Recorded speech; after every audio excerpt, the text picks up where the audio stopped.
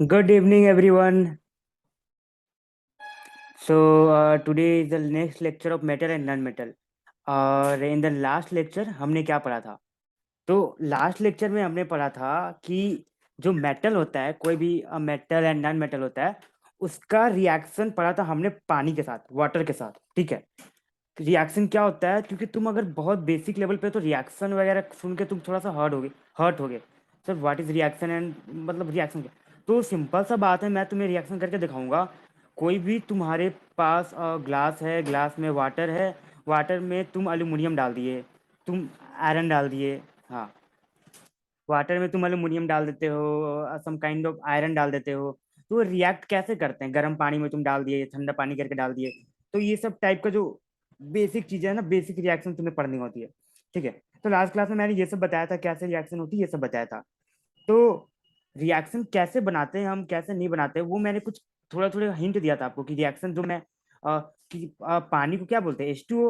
और मान लो मैंने आयरन दिया, तो आयरन को क्या बोलते हैं, Fe। फिर तो आयरन और पानी को जब हम मिक्स करते हैं तो क्या बनता है? तो वो जो रिएक्शन जो फाइनली हमारा प्रोडक्ट, जो फाइनली हमारे दोनों रिएक्ट होकर बनते हैं ना, वो कैसे बनते हैं? केमिस्ट्री में मैंने आपको इसको हिंट दिया था, बताया था कि कैसे बनते हैं। बट इस लेवल पे वो जानना जरूरी नहीं है कि कैसे बनते हैं। Some basic concept of chemistry जो चैप्टर है, क्लास 10 का फर्स्ट चैप्टर है एनसीईआरटी में, जब मैं वो शुरू करूंगा तो मैं डिटेल बताऊंगा कि कैसे रिएक्शन बनते हैं। एंड फाइनली हम सब चीज का रिएक्शन कैसे बना पाए वो पॉसिबल नहीं है यहाँ पे जानना, बिकॉज बिकॉज कोई चीज जब बनती है तो उसको लैब में देखते हैं। एंड लैब में देखने के बाद जो उसका प्रोडक्ट आता है, फाइनल जो बन के आता है ना, उसको हम यहाँ पे थ्योरेटिकल में पुट करते हैं। लाइक तुम लस्सी बना रहे होते हैं तो उसमें दूध और जो भी इंग्रेडिएंट्स की जरूरत पड़ती है तुम डाल देते हो उसमें। ठीक है। एंड डालने के बाद जो तुम्हारा फाइनल आंसर आता है तुम्हारा लस्सी होता है। ठीक है। तुम्हें नहीं पता होता वो कैसे बन रहा है, तुम्हें नहीं पता होता कैसे बन रहा है। चाय बना रहे होते हो, दूध हुआ, उसमें चाय पत्ती डाले। ठीक है।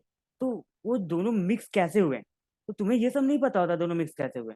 तुम्हें फाइनली पता होता है कि जब हम चाय में, आई मीन दूध में चाय पत्ती मिलाए तो फाइनल जो तुम्हारा प्रोडक्ट, फाइनल जो तुम्हारा आंसर मिलता है, फाइनल जो तुमको चाहिए होता है टी, वो तुमको मिल जाता है। ठीक है। तो फाइनली तुम ये लिखते हो, रिएक्टेंट सिर्फ दो चीज लिखते हो, मिल्क प्लस चाय पत्ती या चीनी। फाइनल जो तुम्हारा आंसर आता है टी, चाय। ठीक है। तो हम इस टाइप का रिएक्शन हम यहाँ पे डिस्कस कर रहे होंगे इस चैप्टर में। तुम्हें घबराने की जरूरत नहीं है कि रिएक्शन में सर बनाना नहीं आ रहा है या ये, क्योंकि ये बहुत बेसिक लेवल पे है। क्योंकि बहुत प्रैक्टिस से आ जाएगी जब मैं some basic concept of chemistry शुरू करूंगा। And in the previous class, उससे भी जो प्रीवियस क्लास में मैंने वैलेंसी डिस्कस कराई थी। ठीक है। एंड फाइनली मैंने यहाँ पे इसकी पीपीटी बनाई है। मैंने जो जो बात कही थी सारी बात यहाँ पे लिखी हुई है। And I am not going to discuss here valency right now, because बहुत मैंने ये कर दिया, वैलेंसी को बहुत बार डिस्कस करा दिया। एंड वैलेंसी का जो मैंने चार्ट आपको बताया था ना प्रीवियस सेक्शन में, वैलेंसी के चार्ट, मैंने अटॉमिक नंबर 1 से 20 तक का मैंने वैलेंसी आपको लिखना सिखाया था। ठीक है। तो ये वाला जो पीपीटी मैं यहाँ पे ब्लैंक छोड़ूंगा। ठीक है। आप यहाँ पर अपना चार्ट बनाकर चिपकाएंगे, यहाँ पर अपना चार्ट बनाकर चिपकाएंगे इस वाले पेज पे। ठीक है। इसमें मैंने ब्लैंक छोड़ा है, DIY, मतलब do it your self. Okay. Now, मैंने लास्ट क्लास में ये पढ़ाया था कि what happens when metal react with water.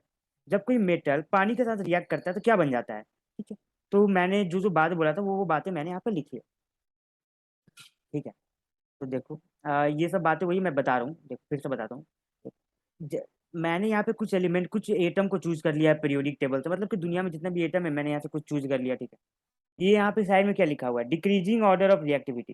Side में लिखा हुआ है आपका decreasing order of, wait, side में आपका लिखा हुआ है डिक्रीजिंग ऑर्डर ऑफ रिएक्टिविटी। ठीक है। डिक्रीजिंग ऑर्डर ऑफ रिएक्टिविटी, इसका मतलब क्या है कि जैसे यहीं आप ऊपर से नीचे आ रहे हो, ये एटम का रिएक्टिविटी घटते जा रहा है। मतलब कहने का मतलब क्या है कि जो पहले ये के पर क्या होता है, पोटेशियम, जितना पोटेशियम का रिएक्ट होने का क्षमता, मतलब टेंडेंसी है ना वाटर से, उतना कैल्शियम का नहीं होगा, क्योंकि ऊपर वाले का रिएक्टिविटी बहुत ज्यादा है, ये जल्दी रिएक्ट कर जाएगा किसी भी चीज से। उससे नीचे वाला थोड़ा कम रिएक्ट करेगा, उससे नीचे वाला थोड़ा कम रिएक्ट करेगा। तो इस डेटा के बेसिस के हिसाब पे हम कुछ पानी में मिला वगैरह कभी देखे तो कुछ चीजें हमने ऑब्जर्व किया कि जो ऊपर के 3 एलिमेंट है ना, ये इतना ज्यादा रिएक्टिव होते हैं कि कोल्ड वाटर में भी रिएक्ट कर जाते हैं। मोस्ट रिएक्टिव, ये क्या लिखा हुआ है यहाँ पे, most reactive, easily react with cold water. ये इतना ज्यादा रिएक्टिव होते हैं कि पानी को गर्म करने की जरूरत ही नहीं पड़ती है, ये ठंडे पानी के साथ ही रिएक्ट कर जाते हैं। ठीक है। और ये इतना ज्यादा रिएक्टिव होते हैं कि तुम इसको खुला नहीं छोड़ सकते हो। तुम इसको खुला नहीं छोड़ सकते हो। It catches fire easily. तुम इसको हमेशा बंद कंटेनर में रखते हो, बिकॉज तुम उसको ओपन रखोगे, कहीं से ऊपर मॉइस्चर वॉइस्चर आ गया तो यार आग वाग लग जाएगी ना। आग वाग लग जाएगी, घर में आग लगने की खतरा बनती रहेगी। और क्या होता है कि तुम इसको लिटमस पेपर पे डालोगे ना, तो ये रेड लिटमस पेपर पे डालोगे तो जो लिटमस पेपर ब्लू में कन्वर्ट हो जाएगा। लिटमस पेपर अगर सभी ने देखा ही होगा। ठीक है, मैं यहाँ पे रिएक्शन करके बताऊंगा। ठीक है, मैं यहाँ पे रिएक्शन करके बताऊंगा। जो मैग्नीशियम है ना, react with hot water, magnesium थोड़ा कम रिएक्टिव है, इसे पानी को थोड़ा सा गर्म करने की जरूरत पड़ता है। एंड देन फिर मुझसे नीचे आ जाते तो रिएक्टिविटी मेरा और घट गया। ठीक है, तो पानी को गर्म नहीं, बहुत ही गर्म कर दो, तुम स्टीम बना दो पानी को। क्या लिखा हुआ है यहाँ पे? Less reactive, react with steam, steam के साथ रिएक्ट करता है, स्टीम के साथ, स्टीम के साथ। ओके। नाउ इसमें क्या होता है, येलो, जब हॉट रहता है तो येलो में कन्वर्ट होता है, कोल्ड रहता है तो व्हाइट में कन्वर्ट होता है। मतलब कि जब हॉट वाटर रहता है तो येलो में कन्वर्ट हो जाता है लिटमस पेपर, एंड जब कोल्ड रहता है तो व्हाइट में कन्वर्ट हो जाता है litmus paper. You no need to remember this, सिर्फ ये याद रखना, तुम्हारे बुक में सिर्फ यही था, you no need to remember this. Now जो नीचे के एलिमेंट होते हैं यार इतना कम रिएक्टिव होते हैं कि ये रिएक्ट ही नहीं करते हैं, ये सब रिएक्ट ही नहीं करते हैं। Do not react with water under any condition. क्या लिखा हुआ है? Do not react with water under any condition. ठीक है, do not react with water under any condition. देखो, तो अब ये सब का ठीक है सर, समझ में तो आ रहा है रिएक्शन कैसे करना है क्या। अब सच में रिएक्शन करके बताओ, मतलब अभी तक तो ये समझ में आता है, हाँ ठीक है चाय बन रहा है, और मतलब चाय को ये तुम इतना में उबाल सकते हो, इतना में ये कर सकते हो, यहाँ पे हम गैस ऑन कर दिए वो। ठीक है, ये सब तो ठीक है ना, अब बनाकर दिखाओ चाय। देखो अब बनाकर दिखाते हैं चाय, हो ना। देखो, पोटेशियम को अगर हम पानी में डालते हैं, पोटेशियम और सोडियम और कैल्शियम क्या है, बहुत ज्यादा रिएक्टिव है, इसलिए ठंडे पानी में रिएक्ट करते हैं, इसलिए लिखा है कोल्ड। H2 means water. डालते तो क्या बनता है आपका? डालते तो बनता है आपका KOH। इधर डाले तो क्या बना आपका NaOH। इधर डाले तो आपका बना COH। ठीक है, एंड ये बनता है, ये बनता है। ठीक है, देखो समझते हैं। कल मैंने रिएक्शन को तुम्हें बताया तो था कैसे रिएक्शन होती है, तो कल के लेक्चर में जाके देख लेना। मैं अभी रिएक्शन वापस से नहीं बताने जा रहा हूँ कि ये रिएक्शन कैसे बनी। ठीक है, हालांकि मैं इसको some basic concept of chemistry में बताऊंगा जरूर। थोड़ा सा हिंट ले लो, यहाँ के है तो के का जस्ट का तस यहाँ पे लिख दो। H2O को HNOH लिख दो। जोड़ो ना, ये दो H मिलके दो H हुए, तो H2 और एक ऑक्सीजन H2O। ठीक है, एंड देन क्या बनता है फिर? OH पे ये देखो के, तो यहाँ पे के जस्ट का तस लिखो, OH को थोड़ा दूरी पे लिख दो। अब जितना के का वैलेंसी है OH के नीचे आ जाएगा, के का वैलेंसी 1 तो OH के नीचे। OH का वैलेंसी कितना है? दो चीज का बैलेंस याद रख लेना, SO4 का बैलेंसी होता है 2, OH का बैलेंसी होता है 1। मैंने ये दोनों का बैलेंसी नहीं बताया था क्योंकि ये दोनों अभी रटने वाला चीज है, ये दोनों जाके 12th में पढ़ना है कि इसका बैलेंसी कैसे निकालते हैं, 11 12 का टॉपिक है ये। SO4 का बैलेंसी 2, OH का बैलेंसी 1। ठीक है, तो यहाँ पे के का बैलेंसी 1 था, इससे OH के पास आ गया, OH का बैलेंसी कितना है 1 में 1 आ गया, तो 1 1 लिखने का जरूरत नहीं है, इससे डायरेक्ट इसका आंसर आ जाता है KOH। नाउ अब NaOH कैसे आया? तो ये H2O को जैसे पहले जैसे ही HNOH लिख दो। हम यहाँ पे यस नाउ,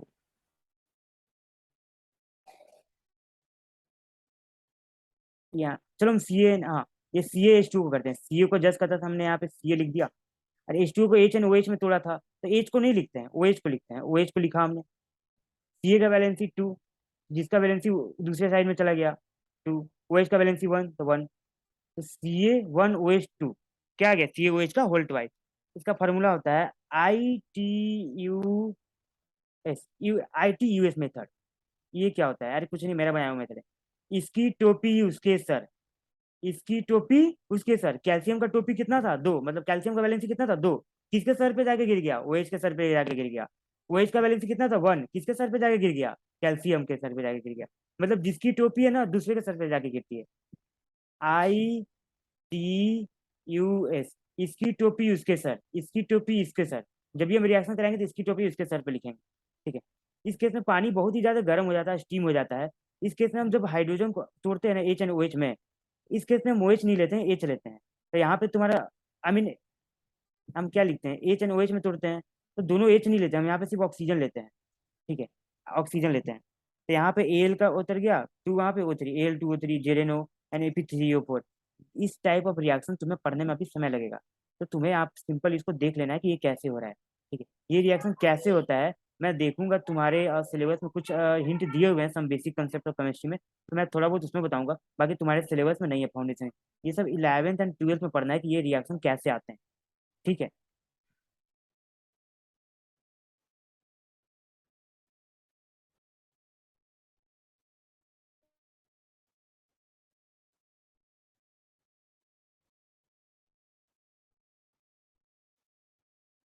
हो गया। तो ये सब रिएक्शन तुम याद कर लेना। ठीक है। ये H2 जितना गैस है, गैस का साइन क्या होता है? गैस है ऊपर का एरो दे दो, क्योंकि गैस हमेशा कहीं से निकलता है ऊपर ही चला जाता है, ऊपर ही चला जाता है। अलग बात है तुम कमरे बंद करके गैस रखो, that's a different thing. Okay now, now क्या है? ये होता है अच्छा पीपीटी ना बनाने का नतीजा। देख रहे हो एरो मेरा? एक्चुअली क्या हो ना, मैंने एरो बनाना भूल गया था मैं, और इसको कुछ अट्रैक्टिव लुक भी देना है, तो टाइम की वजह से थोड़ा दिक्कत आ रहा था। तो कोई नहीं, मैं मैनेज कर लूंगा। ठीक है, अगली बार सारे बन जाएंगे। देखो, अब हम नया टॉपिक स्टार्ट करते हैं क्या? नया टॉपिक का नाम है हमारा, नया टॉपिक का नाम है हमारा, नया टॉपिक का क्या नाम है हमारा? What happens when metal react with acids. ठीक है। तो ये, जब हम मेटल को पानी में डाल देते तो क्या क्या बन रहा था, कैसे कैसे बन रहा था, हमने देखा। अब हम मेटल को एसिड में डाल दिया, वही एसिड जिससे हम टॉयलेट वगैरह साफ करते हैं, हार्पिक वगैरह। ठीक है, उस टाइप का एसिड तुम समझ लो अभी फिलहाल में, क्योंकि तुम्हें एसिड के बारे में आइडिया होगा नहीं, जहां तक मुझे लगता है। हाँ, हाँ, हाँ। ओके ना। तो मेटल यहाँ पे जनरलाइज किया गया है, मतलब कि एक सिंपल सा फॉर्मूला टाइप दे दिया गया है। कोई भी मेटल है, उसको तुमने एसिड में डाला। ये DIL एसिड क्या है? DIL for dilute acid. Dilute acid क्या होता है? वही बात होगी ना। एक बड़ा सिंटेक्स है तुम्हारे घर के ऊपर, तुमने उसमें रसना बना, तुमने उसमें नींबू का शरबत बना दिया। सिंटेक्स में 1,000 लीटर पानी भरा हुआ है, तुमने इसमें एक नींबू डाल दिया शरबत बनाने के लिए। तो क्या जो शरबत बना वो किसी लायक शरबत होगा? बहुत वीक शरबत होगा, क्योंकि उसमें जो नींबू का क्वांटिटी होगा बहुत कम होगा, बहुत कमजोर शरबत होगा। मतलब पानी का मात्रा बहुत ज्यादा होगा। इसी तरह डाइल्यूट एसिड भी होता है। डाइल्यूट एसिड में पानी ज्यादा होता है, एसिड का मात्रा बहुत कम होता है, मतलब बहुत ही कमजोर एसिड होता है। उस टाइप के एसिड में तुम उस एसिड को हाथ पे डाल दोगे तो हाथ में होल नहीं होगा। ठीक है। तो मेटल अगर डाइल्यूट एसिड के साथ रिएक्ट करता है तो क्या बनता है आपका? Salt plus H2 gas. Salt क्या होता है? कोई भी नमक होता है। नमक कैसे बनाते हैं बताते हैं। यहाँ हो गया एल्यूमिनियम। एल्यूमिनियम को रिएक्ट करवाते हैं H2SO4 से, तो ये बनता है Al2SO4 का होल साइड। देखो कैसे। एल्यूमिनियम को एल्यूमिनियम का एल्यूमिनियम लिख दिया, H2SO4 को लिखा टू, H2SO4 को तोड़ेंगे तो आएगा 2H। ये 2H छोड़ो यार, तुम बेकार का कंफ्यूज हो जाओगे। H2SO4 को तोड़ो। ठीक है, तो ये टू यहाँ नीचे है, तो H एंड SO4 में टूट गया। या दो कितना है यहाँ पे? 2H है, तो यहाँ पे 2H लिख दिया। ठीक है, SO4 कितना है? SO4, तो Al और SO4 का ही सॉल्ट बनेगा। मैंने बताया ये पहले वाले जब भी ये टूटता है ना, ये तो पहले वाले को छोड़ देना होता है most most of the time. ठीक है, मोस्ट ऑफ द टाइम पहले वाले को छोड़ देना चाहता है। तो इसका टोपी उसके सर लगाओ। एल्यूमिनियम का वैलेंसी कितना है? 3, तो एल्यूमिनियम का वैलेंसी यहाँ आके जुड़ गया 3। SO4 का वैलेंसी कितना है? 2, तो यहाँ Al2SO4 का होल थ्राइस। ठीक है, इसी तरह सब तुम्हारा बना हुआ है। ठीक है, इसी तरह सब तुम्हारा बना हुआ है। ठीक है, तो ये सारा रिएक्शन देख लेना। ठीक है, कोई सेंस नहीं बनता कि मैं इस रिएक्शन को रिपीट करूं। अगर तुम्हें समझ में आ रहा है कि ऐसे रिएक्ट कराते हो तो वेल एंड गुड। अगर नहीं समझ में आ रहा है तो अभी के लिए इसका हल्का हल्का हिंट करते देख लो। ठीक है, एक दो रिएक्शन आसान से आते हैं तुम्हारे एग्जाम में, और आएंगे ही आएंगे। ठीक है, और तुम्हें देखना ही पड़ेगा, क्योंकि मेरे पास कोई रास्ता नहीं है, मैं अभी तुम्हें नहीं बता सकता हूँ। तुम्हारे सिलेबस में नहीं दिया हुआ है, तुम्हारे सिलेबस में नहीं दिया हुआ है।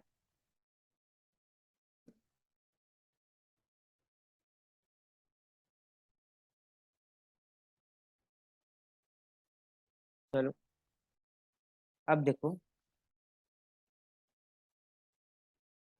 Reactivity series. मैंने रिएक्टिविटी सीरीज बताया था शुरुआत में ही।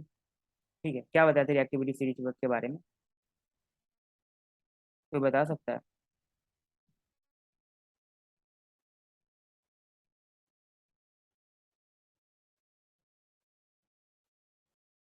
देखो, मैंने रिएक्टिविटी सीरीज के बारे में बताया था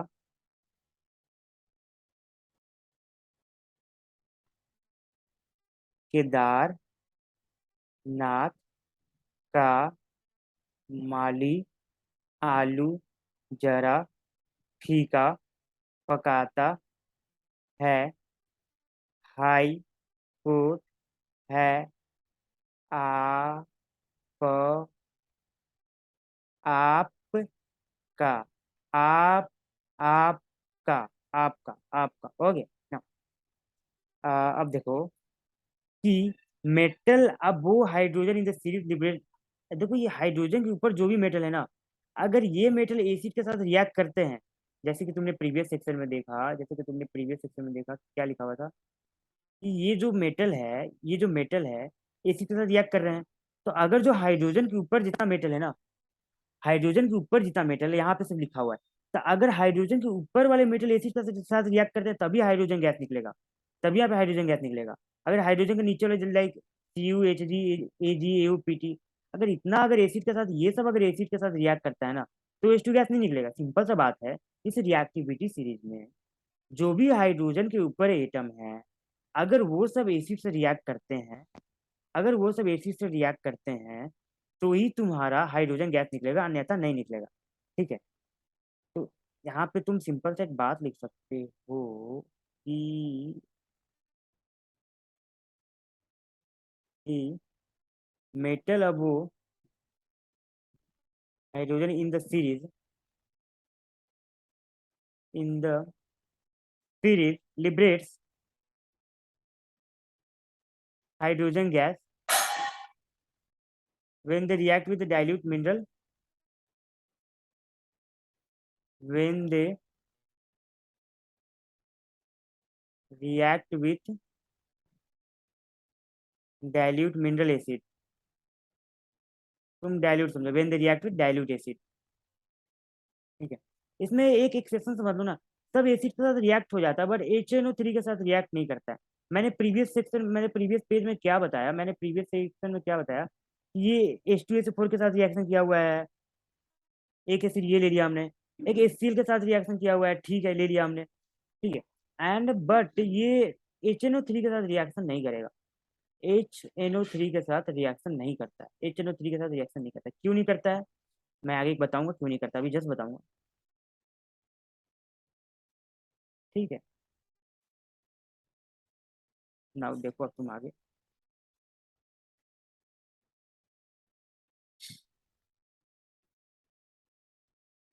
आ, आगे देखो, एक दो बात समझ लो तुम।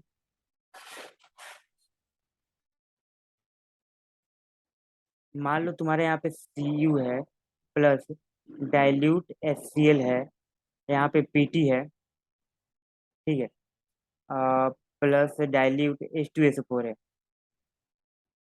यहाँ क्या बन जाएगा? CuCl+H2 बना। यहाँ पे क्या बन जाएगा? PtSO4+H2 बना। नहीं। तो ये बातें तुम्हें देखना होगा कि ये जो सीरीज है PT, जो है PT कहाँ है, खोजो। PT कहाँ है? हाइड्रोजन से नीचे है कि ऊपर है? हाइड्रोजन से नीचे है, तो यहाँ पे H2 लिबरेट नहीं होगा, यहाँ पे H2 लिबरेट नहीं होगा। ठीक है। अब क्या Cu भी हाइड्रोजन से नीचे है? हाँ, Cu भी हाइड्रोजन से नीचे है, तो यहाँ भी H2 लिबरेट नहीं होगा, यहाँ भी H2 लिबरेट नहीं होगा। ठीक है। H2 लिबरेट नहीं होता है। ठीक है, समझ में आ रहा है? तो ये दोनों देख लेना कि मैंने जो अभी बताया, मैंने उसका अभी एग्जाम्पल दे दिया और कुछ नहीं है। ठीक है। देखो अब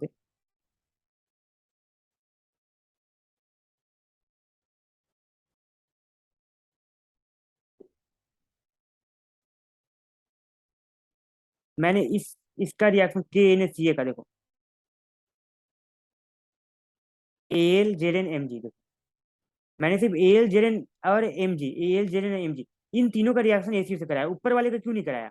देखो, हम ऊपर वाले का रिएक्शन जेन्युइन सी बात इसलिए नहीं कराते हैं ना कि देखो बता रहा हूँ मैं, हम ऊपर वाले का जो रिएक्शन है ना, हम जनरली हम नहीं कराते हैं किसके साथ, प्लस HCl या कोई भी एसिड हो लाइक H2SO4 हो, हम नहीं कराते हैं। क्यों? क्योंकि ये बहुत ज्यादा रिएक्टिव है, रिएक्शन कराने के बाद क्या आता है, बहुत ज्यादा हीट रिलीज होता है, बहुत ज्यादा हीट रिलीज होता है, बहुत ज्यादा बहुत ज्यादा बहुत ज्यादा। इसलिए रिएक्शन हम नहीं कराते, इसलिए रिएक्शन हम नहीं कराते हैं। ठीक है। इसलिए ये रिएक्शन हम नहीं कराते हैं। तो Mg से रिएक्शन करा लो तुम। ठीक है। और तुम उसके बाद किससे रिएक्शन करा सकते हो, इसमें Mg करा लो, Fe करा लो। ठीक है। सीयू से भी करा सकते हो। सीयू कहाँ है तुम्हारा?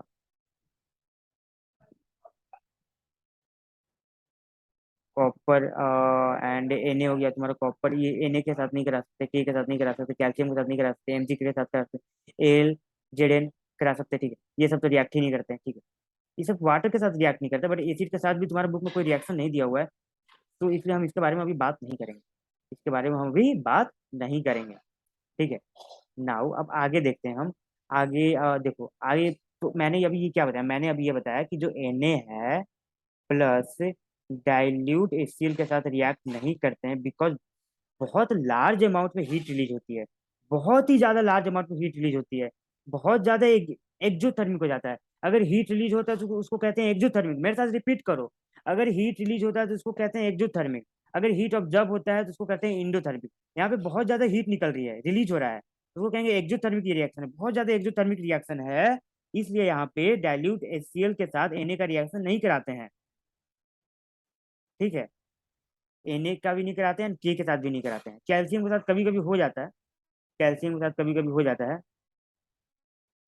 बट तुम Na and K के साथ कभी मत करा रिएक्शन। Na and K के साथ कभी रिएक्शन मत करा देना, ठीक है। अच्छा, मैंने अभी एक बात कहा था कि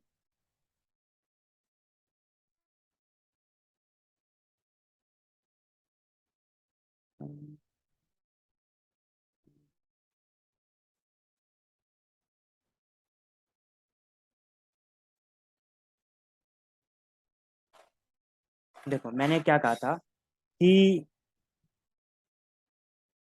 देखो, सारे एसिड रिएक्ट कर रहे थे, HCl रिएक्ट कर रहे थे जो मैंने एटम लिखा था, H2SO4 रिएक्ट कर रहे थे मैंने जो एटम लिखा था।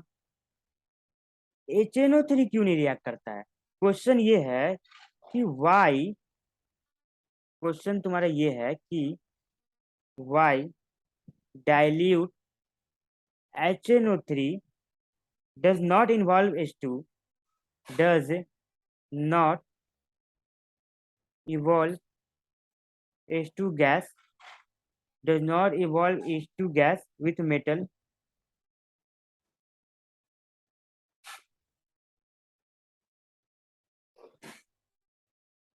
जो है वो लिखा है मैंने ऊपर वाले मेटल जो अभी मैंने लिखा है, ठीक।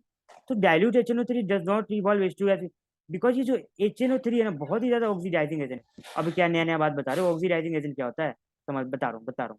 ऑक्सीडाइजिंग एजेंट है मतलब ये बहुत ही ज्यादा ऑक्सीजन जनरेट करता है, वेरिएशन विच सप्लाई ऑक्सीजन बहुत ही ज्यादा जनरेट करता है, बहुत ही ज्यादा सप्लाई करता है।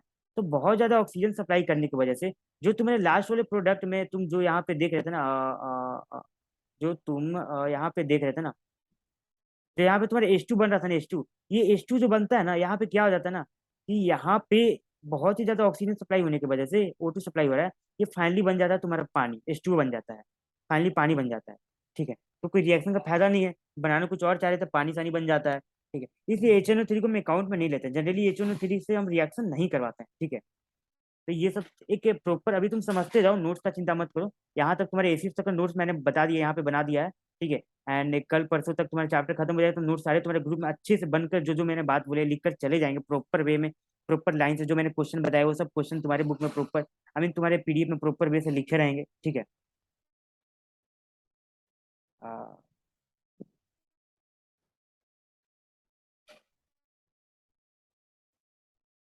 तो अब तुम्हारा जो नया चैप्टर शुरू होगा, हम मुझे लगता है कि मेटलर्जी जो तुम्हारा नया चैप्टर है, मुझे लगता है कि शुरू कर देना चाहिए। नया चैप्टर नहीं मतलब इसमें ही है थोड़ा सा मेटलर्जी का पार्ट है कि हैंड पिकिंग वगैरह के बारे में उसमें पढ़ते हैं ना हम। ठीक है। तो इसमें इससे पहले कुछ और बातें मैं बता देता हूँ यहाँ पे। सपने मेरे तूने छू लिए, चुपके चुपके आया था याद लिए।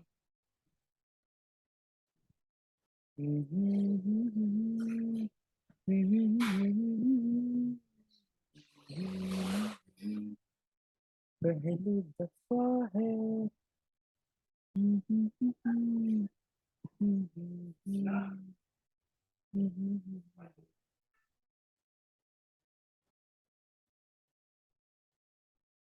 Can we obtain H2 gas with dilute HNO3 above? dilute HNO3 क्या है? वेरी तो बिना बोले समझ जाना चाहिए, नहीं समझना चाहिए, मजाक कर रहा हूँ यार। तो can be obtain H2 gas with dilute HNO3 ever. तो मैंने क्या बताया कि HNO3 डाइल्यूट HNO3 के साथ तुम कभी भी रिएक्शन कराओगे तो H2 तो पा ही नहीं पाओगे यार। H2 में बहुत ज्यादा ऑक्सीडाइजिंग एजेंट है, तो ये बहुत ज्यादा ऑक्सीजन सप्लाई करेगा, बहुत ज्यादा ऑक्सीजन सप्लाई करेगा। और जब बहुत ज्यादा ऑक्सीजन सप्लाई करेगा तो H2 को क्या बना देगा, ये H2O बना देगा। लेकिन नहीं, हर केस में ऐसा नहीं होता है, हर केस में ऐसा नहीं होता है, हर केस में ऐसा नहीं होता है। एक केस है यहाँ पे, एक केस है यहाँ पे। अगर मैग्नीशियम एंड मैंगनीज के साथ रिएक्ट करता है ना, तो ये H2 गैस को इवॉल्व करता है। तो only magnesium and manganese react with very very dilute HNO3, dilute HNO3 नहीं, वो वेरी वेरी डाइल्यूट HNO3 के साथ अगर रिएक्ट करता है 1%, मतलब 1% डाइल्यूट HNO3, मतलब 1%, मतलब कि तुम एक सिंटैक्स में पूरा पूरा एक एक बूंद नींबू का डाले, कुछ ऐसा बात हो गया। तो बहुत ज्यादा डाइल्यूट HNO3 है, बहुत बहुत डाइल्यूट HNO3 है। उसमें तुम अगर मैग्नीशियम और मैंगनीज को मिला दोगे तो H2 निकल जाएगा, आई मीन H2 निकल जाएगा। बट डाइल्यूट HNO3 के साथ किसी भी चीज का रिएक्शन कराओगे ना, कोई भी एटम का, तो वहां पे H2 नहीं निकलेगा, क्योंकि वो O2 सप्लाई करके H2 को H2O में बना देगा। ठीक है, मैं इस बात को रिपीट कराऊंगा जब मैं कल प्रॉपर नोट्स सारा बनाऊंगा, तो एक बार और इस चीज को रिवीजन कराऊंगा, ठीक है, एक बार और इस चीज को मैं रिवीजन कराऊंगा। ठीक है, चलो। एक रिएक्टिविटी सीरीज से तुम्हारा एक और क्वेश्चन है, क्वेश्चन बनता बहुत बनता है कि मान लो तुम्हारी रिएक्टिविटी सीरीज में कॉपर है प्लस FeSO4 है। ठीक, रिएक्टिविटी सीरीज देखो, रिएक्टिविटी सीरीज जो मैंने लिखाया था, केदारनाथ वाला जो लिखाया था ना, केदारनाथ का माली आलू जरा फीका पकाता है कौन, वहां पे मैंने जैसे लिखाया था ना ये सब। तो उसमें तुम देखोगे कि कॉपर तुम्हारा ऊपर होगा, और FeSO3 साल्ट है, साल्ट में एटम, मेन एटम कौन सा है, Fe है, आयरन है। तो ये जो ऊपर वाला है ना, और यहाँ पे ये नीचे वाला, कॉपर ऊपर होगा और Fe नीचे है, तो जो ऊपर है नीचे वाले को इजीली रिप्लेस कर सकता है। तो यहाँ पे ये तुम्हारा बन जाएगा। एक और रिएक्शन लिखता हूँ, Fe plus CuSO4, I am sorry, यहाँ पे Fe तुम्हारा ऊपर होगा, कॉपर नीचे होगा। Fe ऊपर होगा एंड कॉपर क्या होगा, नीचे होगा। तो Fe कॉपर को आसानी से रिप्लेस कर देगा, जो ऊपर होगा नीचे वाले को आसानी से हटा देता है, ऑब्वियस बात है। जो अमीर इंसान है गरीब आदमी को आसानी से हटा देता है, तो ऊपर वाला नीचे वाले को आसानी से हटा के इस बस्ती में खुद आ जाता है। क्या बन जाता है, FeSO4 प्लस Cu। ठीक है, अब यहाँ पे Cu क्या था, ऊपर था, मतलब Cu क्या है, नीचे है, Fe ऊपर है। ठीक है, अब ये गरीब आदमी, अब ये अमीर आदमी को इस बस्ती से हटा थोड़ी पाएगा, तो यहाँ पे रिएक्शन ही नहीं होता है। ठीक है, यहाँ पे रिएक्शन ही नहीं होता है। ठीक है, तो मैं रिएक्टिविटी सीरीज, मुझे नहीं लगता कि वापस से मुझे यहाँ पे लिखने की जरूरत है। ठीक है, तुम रिएक्टिविटी सीरीज जाकर देख लेना, या मैंने बार बार लिखवाया है, याद भी होना चाहिए, तुम कॉपी में एक जगह लिख के देख सकते हो। ठीक है, मैंने स्लाइड में भी रिएक्टिविटी सीरीज डाला है, एक बार और डालूंगा अच्छे से, केदारनाथ वाला भी, वो सारी बातें हिंदी में मैं लिख दूंगा। You do not worry about this. ठीक है, तो जो यहाँ तक जो मैंने आज बताया, तो तकरीबन तुम्हारे जो जितना इस चैप्टर का रिएक्शन था ना, रिएक्शन देखो आसानी से समझ में नहीं आते हैं, और एक बार में तो कतई नहीं आते हैं। मैं इसको 4-5 बार अभी पढ़ाऊंगा, चिंता नहीं करना, 4-5 बार, हाँ मैं, आज एक बार हुआ ना, 4 से 5 बार मैं बताऊंगा, जब तक तुम्हें तुम्हें फिंगर फिंगर पर आ जाता है ये चीजें। नहीं, ऐसे नहीं, ऐसे नहीं, ऐसे नहीं, ऐसे नहीं, ऐसे।